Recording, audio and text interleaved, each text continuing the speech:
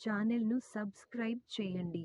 Nifty 50 సోమవారం June 2, 2025 నా trading strategy.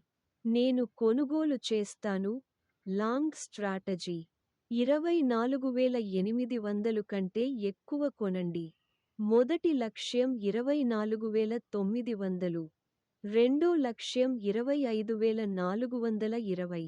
నష్టాన్ని ఆపండి. 24,750. నేను అమ్ముతాను. చిన్న వ్యూహం. 24,790 కంటే తక్కువ అమ్ముతాను. మొదటి లక్ష్యం 24,710. రెండో లక్ష్యం 24,620. మూడో లక్ష్యం 24,350. నష్టాన్ని ఆపండి. 24,840.